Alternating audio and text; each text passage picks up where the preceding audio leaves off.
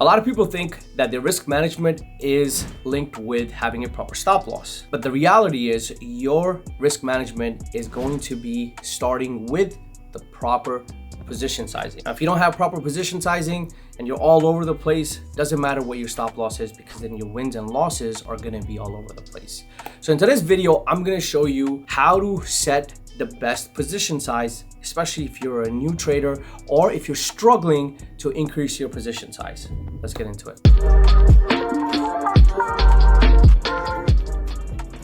I'm going to give you guys an example. Let's say you go to the gym. This is going to be your first day ever stepping into the gym, and you go and you try to lift the heaviest weight that you see. The chances are that you're not going to be able to lift that weight. Why? It's very simple. Your body is not used to picking that heavy weight up, right? So now if you go and try that on the first day, it's not gonna work out. And you progressively over the time increase that weight, starting from 5 pounds to 10 pounds to 20 pounds, right? Slowly increasing it. You can one day get to that point where you can easily lift that weight, because you're pretty much training your muscles to be able to withstand that much weight. That's how position sizing works as well. If I'm a new trader and like the 20-30% that they see on social media, and this is where the risk management comes in as well, right? I just get $20,000 and I say, hey, today I'm gonna go into the market, make 20% off of that. That's going to be very tough, because you've never really truly experienced with the wins and losses that come with trading. So you're not really going to be very familiar with how to react when you're making money versus when you're losing money. So in order to get to that point, you have to start small. And that's something a lot of people don't understand.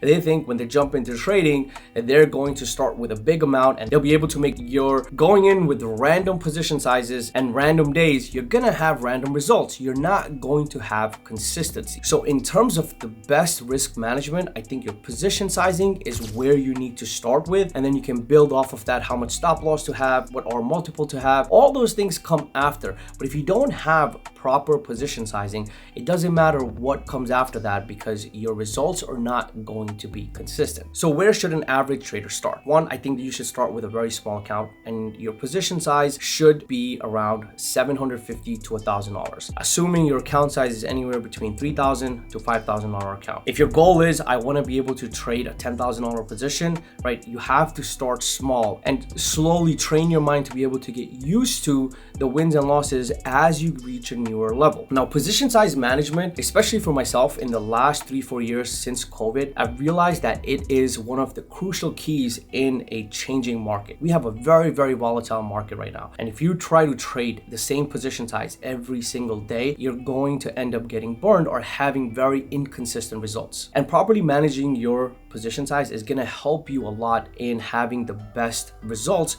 because there are going to be days where market is very choppy. Like when Feds are usually speaking, I size down. And the reason why I size down when Feds are speaking is because usually market is very volatile. It has low volume because a lot of traders are waiting to see what the Feds have to say. So now during this time, if I size up, if the market is not clean, my losses are going to start accumulating and wiping out my wins from the previous weeks. So if I size down, going from, let's say, $10,000 position size to now 5,000, I'll still accumulate. Obviously, there won't be the same returns that I usually make, but when you're looking at the returns, you also have to look at the losses. Now, when you lower your position size, your losses are going to be lowered as well, right? As a trader, your biggest asset is going to be your confidence. And the only way to make sure and conserve your confidence is making sure that you don't take too many of losses. Now, if I'm taking an average loss of 10 or 20% on a $10,000 position size, which is $1,000 to $2,000, right? When I size down, that loss gets cut in half. And now I'm not taking as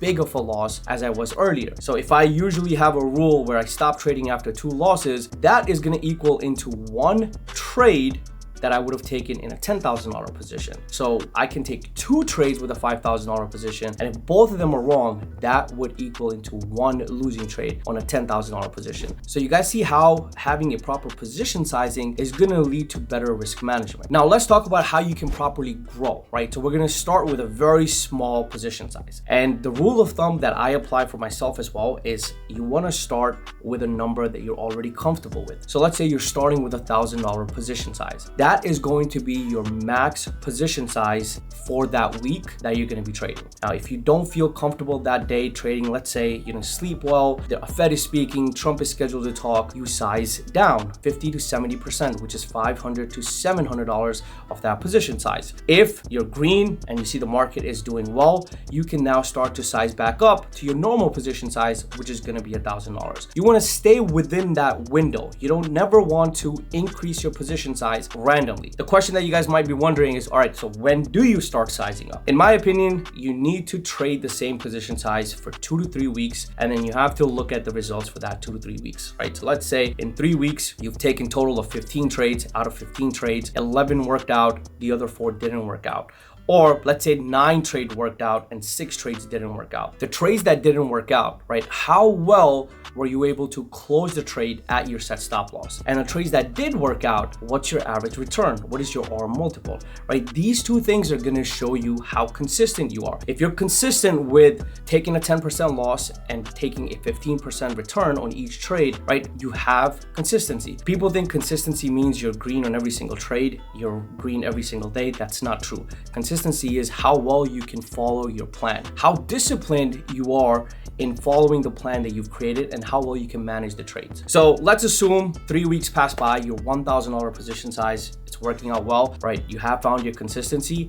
Now you can scale up your position size 10 to 20%, right? So let's say from $1,000, we increase to $1,200. Now you're going to start seeing different results because now you're going to see different wins and different losses. Now, usually the wins don't affect people as they're increasing their position sizes, but what does affect them is the losses, right? If previous position size, they were losing, let's say $100, now they start losing $150, even though the trade is the same exact setup as it was on a previous position size. Because of that loss, the number has increased now. Mentally, they don't fully comprehend that. So because they can't fully comprehend that, that's where traders start to make mistakes. So that's why you never want to increase your position size too quick or too aggressively, right? So 2 to 3 weeks and go 10 to 20% each time. Now, connecting this with the gym analogy I gave you guys earlier on, right? This pretty much increasing our weight in terms of increasing our position size in the market every 2 to 3 weeks as mentally we start to get adjusted to the wins and losses that come with that bigger position size. Once we get comfortable, right? Usually I've seen that 2 to 3 weeks works very well for me and other people that I've given this advice to, right? After that 3-week period, you can start to increase again if you have consistency. Certain things that you're gonna learn as you're doing this is adaptation, right? You're gonna learn how to adapt to the market because you're managing your position size depending on the market, depending on how you're feeling, depending on how much of a preparation you put into the market. These things are gonna help you learn how to properly adapt to the changing market. Because let me tell you, as you increase your position size, right? Somebody who's trading with $1,000 position size versus someone who's trading with a $10,000 position size, right?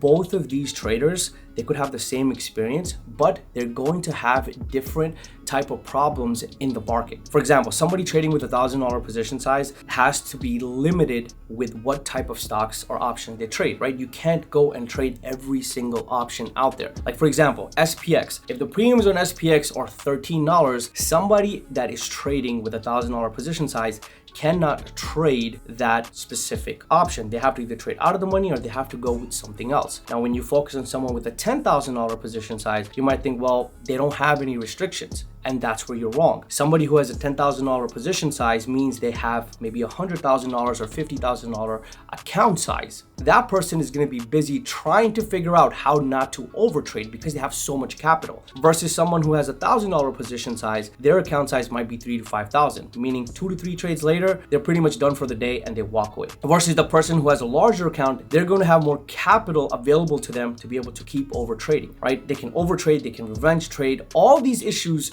are going to arise as you start to increase your position size, right? And if you do this process the proper way, where you're increasing 20% every 3 to 4 weeks, if you're consistent in that process, you'll be able to obtain a very strong skill, which is how you can adapt to the market. So anytime you have some issue where you're overtrading or revenge trading, your rules will kick in and your natural habit, which is to take a step back or learn how to adapt to the changing market or changing position size, will naturally kick in and help you take a step back. But if you never really went through this process, right? And you just put in 50,000, 60,000 and you try to trade with that, it's not gonna work out because you're not gonna have the skill or the ability to pull yourself away from the market. So position sizing is going to be the key in getting you into the right step towards risk management. Now, if you don't have this down the line, you are going to have a lot of problems. So I suggest start with a proper position size and slowly increase it. Use TradeZella, go over your 3-week stats, and it's gonna help you understand how to move forward. I hope this video was helpful, guys. I'm curious as where you guys started when you first started trading. What was your position size and what is your current position size? And what are some of the problems that you're facing? Because every single trader faces different problems at different stages of their account or position size. Problems that you face at a $3,000 account are not gonna be the same that you face at $20,000 or $30,000. So I'm curious what issues you guys are still having, and that will give me an idea on what video to make next. See you guys in the next video.